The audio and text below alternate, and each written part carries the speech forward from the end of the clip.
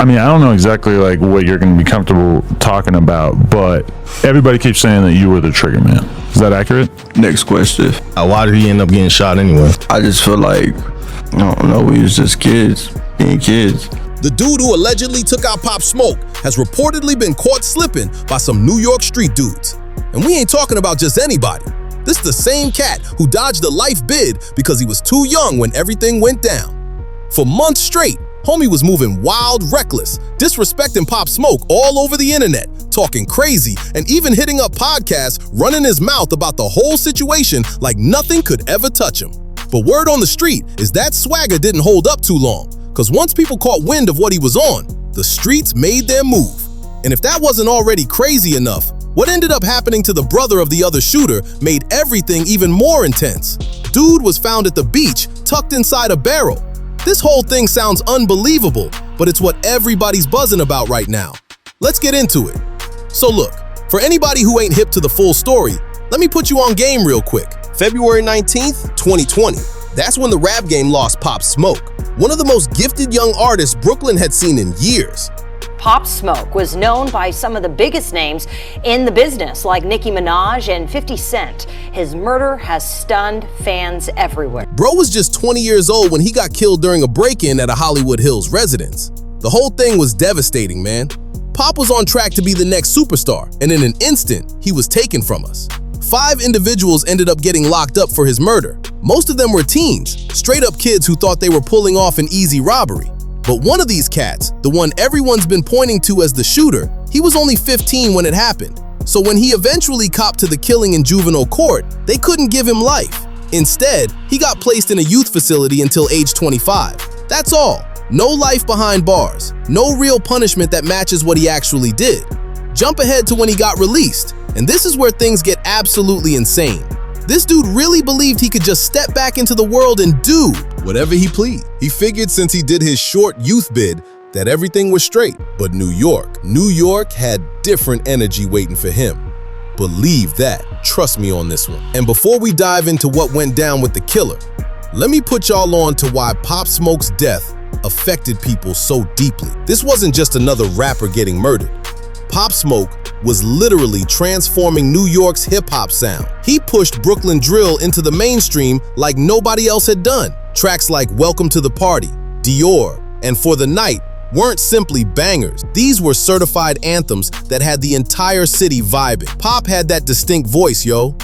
That deep, gravelly sound you couldn't confuse with nobody else's. He carried himself with presence, charisma, that undeniable star quality. Big-name artists were already queuing up to collaborate. Travis Scott, Nicki Minaj, Quavo, everybody was trying to get on what Pop Smoke was creating. He was barely getting started, and the whole industry recognized he was destined for greatness. His project, Shoot for the Stars, Aim for the Moon, released posthumously and immediately hit #1. It dominated the charts for weeks straight. That's the type of influence he commanded. Folks weren't just grieving a rapper, they were grieving unrealized potential. They were mourning a once-in-a-generation talent that was stolen way too early. So when the person responsible gets released and starts moving wild, starts discussing the murder like it's casual conversation, you gotta recognize the extreme level of disrespect that carries. This ain't just about one individual, it's about violating an entire city, a whole culture, and millions of supporters who still play Pop's tracks daily. So check it. Homie gets out, and instead of staying low-key, instead of showing any remorse whatsoever or trying to fade into the background, this cat decides to appear on podcasts discussing the situation. I'm talking complete interviews where he's essentially recounting the night he ended Pop Smoke's life. And his whole demeanor during these conversations, man, it was wildly disrespectful. Let me explain some of what he was saying because this matters. In one interview, the host is questioning him about that night, right? Trying to get the specifics on whether it was a targeted hit or just a theft that escalated. And peep how nonchalant this dude sounds when he's speaking on it. How would you describe what was going on that night? Maybe even just like take us through the day if you want. Well, I'm not finna get into detail about too much, but it was a robbery. Nobody did none of that. That's all false information. It's a lot of pages that's like giving out false information. YouTube's like the vlog, false, like they don't know nothing. Y'all don't know nothing y'all talking about. Y'all just assuming and y'all just putting shit together as y'all going around. Dude is discussing taking out one of New York's most cherished artists like he's talking about his regular daily routine. Zero feelings, zero regret, just completely casual energy throughout. He's out here fixing the story like he's some type of documentarian, not someone who committed murder. And it gets even more wild, yo. It gets way more disrespectful. The interviewer brings up all the YouTube coverage and media attention around the situation. And this cat really has the audacity to say this. Then like the way they bring up the situation and they be saying like rest in peace, so they be disrespectful themselves. They be like I don't know. I just feel like if that was my boy and they're posting them and speaking on a situation like that, like I feel like you my op too. The very individual who killed him is sitting there talking about others crossing the line. That level of boldness is straight ridiculous, yo. How disconnected from reality he is. That's what's truly wild. When the host pushes for more details about how they got the location, there have been tons of talk about Mike D, one of Pop's boys, sharing a picture in front of the spot with a gift bag that had the address showing in the background.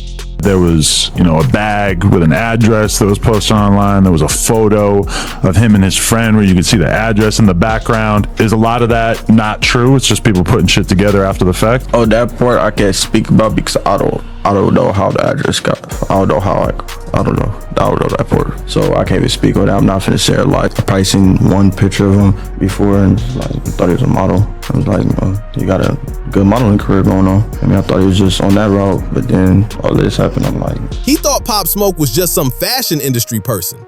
Had zero idea dude was literally dominating the rap scene during that period. And then he really sits there and continues talking like all of this happened. I'm like, I wake up in the morning, I don't wake up, I didn't go to sleep. I'm just like, damn, I'm just lost. Bro, you just murdered someone and that's your response? You're feeling lost? That's supposed to be your version of taking? Responsibility? That's what passes for showing guilt? But check this out. Things escalate to another level when you really analyze what came out his mouth during these conversations. The podcast host puts him on the spot directly, asking, "Were you the trigger man?" And peep his response. I mean, I don't know exactly like what you're going to be comfortable talking about, but everybody keeps saying that you were the trigger man. Is that accurate? Next question. Next question. That's not him saying no, my guy. That's him basically telling on himself while thinking he's being slick about avoiding legal trouble. He can't come out and say it on video because that would be idiotic. But he's also not shooting it down either. He's just skipping over it like it's some awkward subject at a family gathering. Then he begins breaking down the actual night in greater detail. He claims nobody was intended to get hurt. Nobody was intended to get hurt that night. But then he flips and says there was too much movement going on. The host asks him to explain what he means by too much movement. And he elaborates. Movement from Pop Smoke. Movement from everybody in the house. Too much going on. It wasn't intentionally. We wasn't on that. The host asks whether him and his people had pulled off jobs like this previously. And his response is just, next question. Once again, that's not him saying no, just sidestepping the whole thing. Had y'all gone on missions like this before? Next question. But what he's implying is obvious. This wasn't the first time they attempted to rob someone.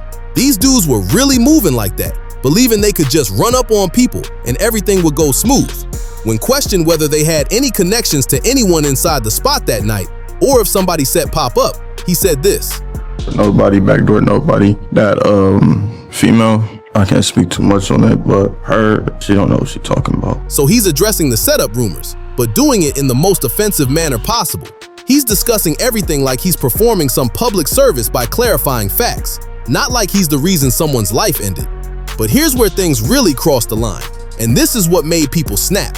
After sitting for these interviews, this cat starts operating on social media like he's some type of star. We're talking about uploading to IG, dropping indirect references, carrying himself like he's proud of his actions. He's moving around acting like he's achieved fame now, like being the person who killed Pop Smoke is something to celebrate. The streets were observing all this, bro. They were keeping tabs. Every upload, every interview appearance, every time he spoke, it was all being recorded because listen, when you're from New York and you take down one of the city's own, you better stay cautious. You better move like you got opposition everywhere, because you likely do. Pop Smoke wasn't just any rapper. He represented Brooklyn completely. The entire city supported him. His tracks were playing in every neighborhood from Brownsville to Bed-Stuy. Dior had everybody hitting the woo walk. Welcome to the Party was blasting at every gathering, every event, every time people wanted that vibe. And this dude genuinely believed he could casually discuss ending Pop's life like it meant nothing. He legitimately thought he could appear on podcasts explaining the specifics, saying things like, "We was just kids being kids." Kids being kids isn't breaking into homes and ending someone's existence. But he kept attempting to spin it that way, like they were simply young and foolish and didn't understand consequences. Now, this is where everything shifts in a way that got everyone talking. Information began circulating throughout New York that Pop Smoke's killer was moving carelessly. People were catching these interviews. They were spotting him online. They were hearing about him being visible in public, moving around like he had zero worries. And let me explain something about New York, particularly Brooklyn. They don't let things go, ever. So allegedly, based on multiple street sources and people who stay connected, this kid got caught slipping. And when I say slipping, I mean genuinely vulnerable. He was positioned somewhere he shouldn't have been, probably assuming he was protected because he served his sentence, even though it was nowhere near sufficient. And some street dudes rolled up on him. Now, I can't verify every single aspect because you know how street information operates. There's always different versions floating around depending on who's telling it. But what's remained consistent across various sources is that he got handled badly. We're discussing a serious violation, the kind of beating that forces you to reconsider every choice you've made leading to that moment. The kind of beating that reinforces that doing interviews and posting provocatively on social media brings consequences. From what people have been reporting, it wasn't just a brief confrontation either. This was targeted. This was calculated. This was New York delivering a statement that you can't disrespect their icons and expect to move around freely. They waited for the perfect opportunity, caught him when his guard was down, and ensured he grasped the seriousness of his action. And honestly, many people felt it was warranted, not because violence solves anything. It doesn't. And we need to be explicit about that. But because of the extreme disrespect this dude displayed. You can't murder someone, receive a lenient sentence due to your age, then proceed to do interviews discussing it like you're boasting. You can't operate like that and anticipate zero repercussions. The streets function on a different system than the legal one. The courts may have treated him as a juvenile because of his age, but the streets aren't concerned with that. The streets value respect, honor, not disrespecting the deceased, and he broke all those principles. But yo, here's where this situation gets even more sinister. And this is the section that really demonstrates how extensive all this goes. Remember I brought up 5 people getting arrested connected to Pop Smoke's murder? One of them was a cat named Jaquan Murphy. He didn't end up getting charged in Pop's situation ultimately, but he's currently incarcerated for a separate murder. Real quality individual, right? Well, Jaquan has a brother named Javante Murphy. And this is where everything becomes absolutely horrifying. On July 31st, Javante's remains were discovered inside a 55-gallon barrel floating in the water near the Pacific Coast Highway Bridge in Malibu. Yeah, you caught that correctly. A barrel in the ocean. The circumstances are absolutely insane, fam. A maintenance worker noticed the barrel initially, just drifting there in the water. He attempted to pull it to shore, but it was too heavy for him to handle alone, so he simply left it there, likely assuming it was debris or something. The following morning, a lifeguard arrived for duty, spotted the barrel, and swam out to recover it. When authorities eventually opened it, they discovered Javante's naked remains inside, crammed in there like he was worthless. The coroner immediately declared it a homicide. Now get this, Javante was an aspiring rapper himself. Dude was passionate about music, had aspirations of succeeding, just like his brother's co-defendant was linked to. He likely grew up absorbing hip-hop, dreaming about escaping his circumstances, and wound up deceased in a barrel in the ocean. That's the devastating reality of how these streets function. But here's the genuinely wild part. According to TMZ and the LA County Sheriff's Department, they're investigating whether Javante's murder was retaliation for Pop Smoke's killing. They're examining whether someone affiliated with Pop or simply someone who appreciated Pop's music and felt like justice wasn't delivered decided to handle things personally. Let that register for a moment. The streets might have eliminated one of the people linked to Pop's murder in the most savage way imaginable, stuffed in a barrel and dumped in the ocean like he was garbage. That's the type of energy that's been present since Pop died. That's the intensity of anger and desire for justice that people harbor. And when the kid who actually pulled the trigger starts doing podcast circuits and talking recklessly, when he's on social media moving like he's immune, you think people are simply going to ignore that? You think there aren't individuals out there who feel the justice system let down Pop Smoke and his family? Here's what many people don't grasp, especially if you're not from that environment. When you're in the streets, there's an understanding. It's not documented anywhere, but everyone recognizes it. You don't boast about bodies. You don't do interviews breaking down how you ended someone's life. You absolutely don't move like you're celebrating it, especially when that person was cherished by millions. This kid violated every aspect of that understanding. He walked out of jail and immediately started operating like he was bulletproof. He did interviews where he nonchalantly discussed the murder. He hit social media and posted like he was a star. He displayed zero remorse, zero responsibility, zero comprehension of the severity of his actions. And the culture reacted exactly how you'd anticipate. The same way the culture has reacted throughout hip-hop history when someone breaks the code. The same way the streets have always addressed people who move recklessly and disrespectfully. They caught him vulnerable and turned him into an example. Let's be honest for a second. The legal system let Pop Smoke down. There's no disputing that reality. The person who ended his life only received placement in juvenile detention until age 25. That means he'll be released with his entire future ahead of him. He'll be young enough to rebuild, to establish a career, to start a family, to experience all the things Pop Smoke will never have the chance to do. So to anyone out there who believes they can commit something terrible and then boast about it afterward, this serves as your warning. The internet has a permanent memory. The streets have a permanent memory. And eventually, you're going to face consequences for your actions, one way or another.